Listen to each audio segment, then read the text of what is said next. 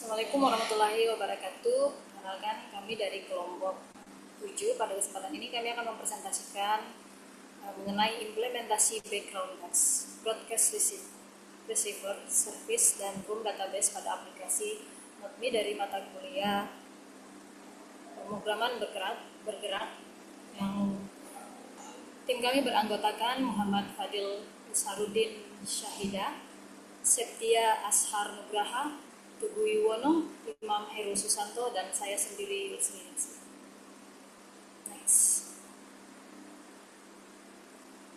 Next. Sejarah latar belakang.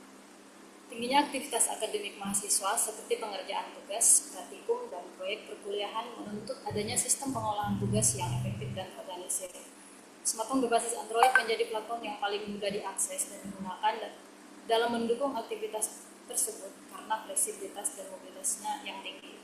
Oleh karena itu, dibutuhkan sebuah aplikasi manajemen tugas yang sederhana, fungsional, dan user-friendly agar mahasiswa dapat mencatat, mengelola, serta memantau penyelesaian tugas secara lebih efisien. Next.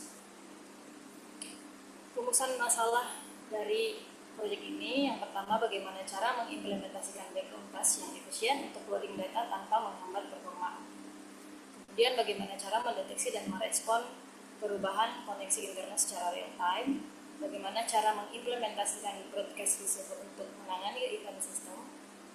Selanjutnya, bagaimana cara membuat service yang dapat berjalan di background untuk sinkronisasi data. Lalu, bagaimana cara mengimplementasikan alarm dan scheduler untuk mereminder tugas.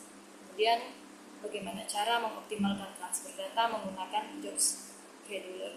Bagaimana cara mengolah sisi penggunaan menggunakan set preferences. Kemudian, bagaimana cara mengimplementasikan room data dengan arsitektur MVVM menggunakan live data dan view model. Yang terakhir, bagaimana cara mengintegrasikan semua komponen tersebut menjadi satu aplikasi yang kohesif dan user friendly. Selanjutnya akan disampaikan oleh rekan kami. Silakan. Baik, terima kasih Kak Yusri. Kemudian untuk tujuan dari proyek ini yaitu untuk mengimplementasikan background text menggunakan async text dan async text loader untuk operasi loading data yang efisien. Kemudian mengimplementasikan sistem monitoring koneksi internet menggunakan broadcast receiver. Mengimplementasikan broadcast receiver untuk menangani berbagai event sistem Android. Kemudian mengimplementasikan service untuk menjalankan proses sinkronisasi data di background, mengimplementasikan alarm manager untuk sistem reminder deadline tugas, kemudian mengimplementasikan job scheduler untuk transfer data yang efisien dan baterai friendly, mengimplementasikan share preference untuk manajemen sesi pengguna, mengimplementasikan room database dengan live data dan view model menggunakan arsitektur MVVM, kemudian menciptakan aplikasi manajemen tugas yang fungsional dan user-friendly dengan mengintegrasikan semua komponen di atas.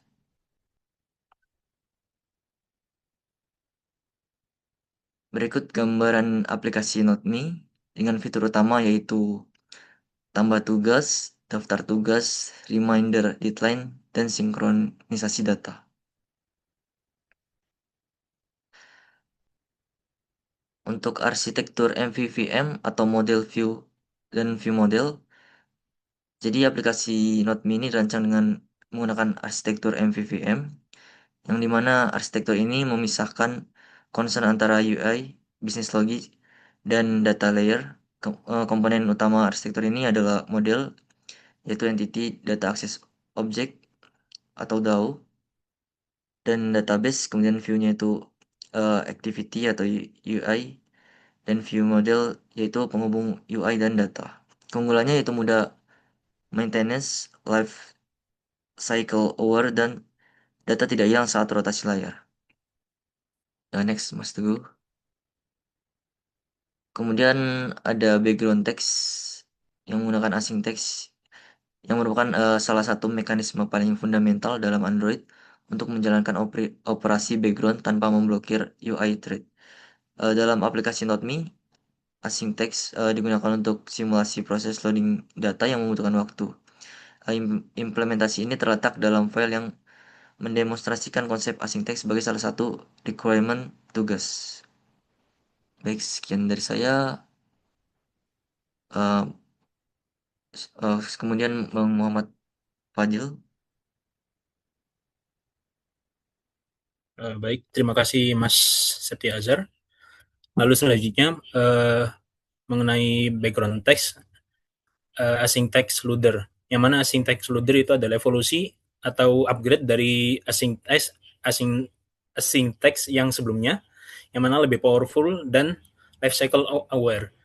Berbeda dengan async text loader itu otomatis menangani lifecycle change seperti configuration change sehingga lebih aman digunakan. Nah, dalam aplikasi NoteMe ini, async text loader digunakan untuk membuat data tugas dari database atau sumber data lainnya secara asinkronus. Next. Lalu background text yang kedua yakni adalah internet connection, yang mana aplikasi NoteMe ini mengimplementasikan sistem monitoring koneksi internet untuk memastikan operasi-operasi yang memerlukan internet seperti sync hanya dilakukan ketika device terkoneksi. Yang mana use case dalam aplikasi NoteMe ini yang pertama itu untuk menampilkan notifikasi kepada user ketika koneksi internet tersedia atau terputus. Lalu untuk men-trigger background sync ketika koneksi telah tersedia setelah sebelumnya offline. Lalu use case selanjutnya menunda operasi-operasi yang memerlukan network sampai koneksi tersedia, lalu memberikan user experience yang lebih baik dengan feedback real time tentang status koneksi. Lalu next selanjutnya. Selanjutnya yakni adalah broadcast receiver, yang mana broadcast receiver ini adalah sebuah komponen Android yang memungkinkan aplikasi untuk mendengarkan dan merespon broadcast message dari sistem atau aplikasi lain. Nah, dalam aplikasi NoteMe ini sendiri, broadcast receiver itu diimplementasikan untuk dua keperluan utama, yakni yang pertama untuk monitoring koneksi internet, network receiver, dan menerima alarm notification atau alarm receiver. Baik, untuk selanjutnya, silahkan. Oke, terima kasih Mas Muhammad Fadli atas penjelasannya. Jadi selanjutnya itu tentang service. Kita bisa lihat di sebelah kanan ada implementasi task sync service. Jadi service ini adalah komponen Android yang dapat melakukan operasi berjangka panjang di background tanpa providing user interface. Nah, dalam aplikasi NoteMe, service diterapkan atau diimplementasikan dalam kelas task sync service untuk mensimulasikan proses sinkron data tugas dengan server. Oke, next Mas. Kemudian untuk alarm dan schedulers yang di sebelah kanan kita bisa lihat di alarm schedulers itu masuk ke dalam main activity. Nah, alarm manager ini adalah service sistem Android yang memungkinkan aplikasi menjadwalkan task atau tugas untuk dijalankan di waktu tertentu di masa depan. Bahkan jika aplikasi atau device dalam kondisi sleep. Jadi dalam NoteMe ini, alarm manager digunakan untuk implementasi fitur reminder deadline tugas. Jadi untuk pengingat ya. Lanjut Mas.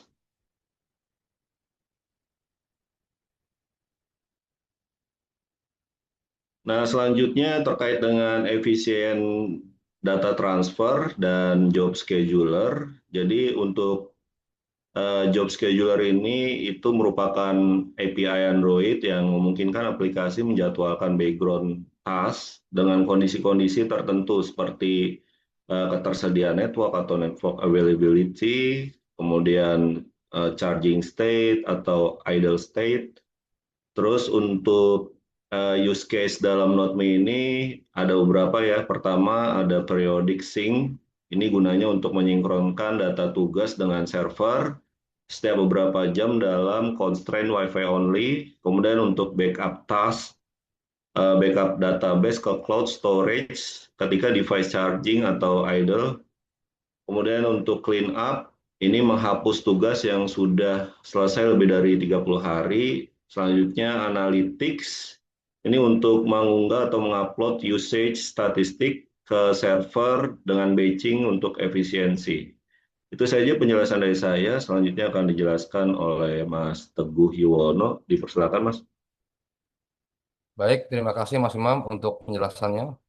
Eh, ini saya akan menjelaskan tentang share preference and setting ya. Nah, di sini di gambar di sebelah kanan ini ada implementasi share preference and setting. Nah, share preference adalah mekanisme key value storage yang disediakan Android untuk menyimpan data primitif tipe seperti boolean, integer, float, long, dan string. Nah, kemudian data tersebut disimpan dalam file XML dan persis di storage internal device. Nah, dalam aplikasi NoteMe, share preference digunakan dalam session manager class untuk mengelola session pengguna. Nah, kemudian session manager menyimpan informasi login user seperti username, authentication, token, dan status login. Selanjutnya ada room database ya. Nah, di sini ada text view model dengan live data implementation ya. Nah, room database adalah persistence library yang menyediakan abstraction layer di atas SQLite. Kemudian room membuat database akses lebih robust dan compile team verified. Serta terintegrasi seamlessly dengan arsitektur komponen seperti live data dan view model. Selanjutnya, implementasi room dalam NoteMe terdiri dari 3 komponen utama yang dapat dilihat dari struktur package aplikasinya. Yang pertama yaitu entity, di dalamnya ada task, text DAO, dan text database. Kemudian yang kedua text DAO dan database lagi ya. Kemudian selanjutnya yaitu text view model dengan live data implementation ya. Nah, live data adalah observable data holder yang life cycle aware dalam NoteMe. Nah, DAO method return live data list text untuk observe perubahan data tugas. Kemudian kita masuk ke view model implementation ya. Nah, berdasarkan gambar di samping, text view model di atas, kelas ini extend ya, extend view model dan berisi private panel uh, mutable live data, string, text data yang diinisialisasi dengan new mutable live data, kemudian metode getText data, return live data untuk diobservasi oleh activity.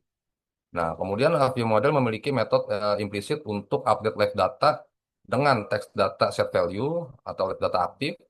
Nah, ketika value berubah, semua observer akan notified dan dapat update UI accordingly. Baik, mungkin sekian presentasi dari kelompok 7 di mata kuliah pengembangan bergerak. Kurang lebihnya saya mohon maaf. Wabillahi taufiq wal hidayah. Wassalamualaikum warahmatullahi wabarakatuh.